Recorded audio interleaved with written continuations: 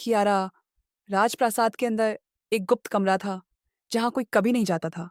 एक शाम, कियारा अकेले टहल रही थी। तभी उसकी नज़र पड़ी एक पुराने दरवाजे पर। दरवाज़ा आधा खुला था, अंदर से हल्की सुनहरी रोशनी आ रही थी। कियारा धीरे-धीरे अंदर गई और वहीं उसने देखा एक बड़ी सुनहरी किताब। किताब के चारों तरफ नीली रोशनी घूम रही थी।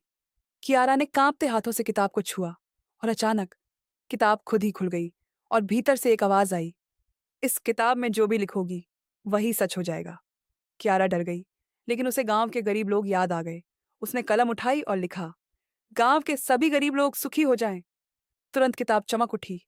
बाहर गरीब घरों में उजाला फैल गया। बच्चे हंसने लगे, लोगों को खाना मिलने लगा। क्यारा खुशी से रो पड़ी, लेकिन उसी पल उसका सिर घूमने लगा। वह जमीन पर बैठ गई।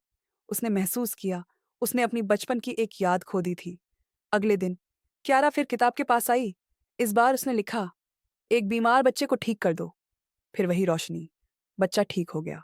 लेकिन कियारा अपनी माँ का चेहरा भूल गई। हर बार जब भी वह जादू का इस्तेमाल करती, वह अपनी एक याद खो देती।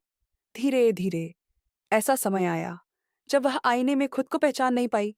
उसकी आंखों से आंसू बहने लगे और तभी किताब से आवाज आई, "अपनी आखिरी इच्छा लिखो।" कियारा ने कलम उठाई, लेकिन रुक गई। अगर वह जादू चुने तो दुनिया बच जाएगी, लेकिन वह खुद खो जाएगी। और अगर वह यादें चुने तो वह बचेगी, लेकिन दुनिया रोएगी। काफी देर सोचने के बाद कियारा ने लिखा, "मेरे सारे जादू खत्म कर दो और मेरी सारी यादें लौटा दो।" किताब तेज रोशनी में चमकी और धीरे धीरे राख बन गई। कियारा जमीन पर गिर पड़ी। जब उसने आंखें खोली तो सब कुछ याद था। उसके माँ बाप, उसका बचपन, सब वापस आ गया। तब कियारा समझ गई, सच्ची ताकत जादू नहीं होती, बल्कि प्यार और त्याग ही सबसे बड़ी शक्ति होती है।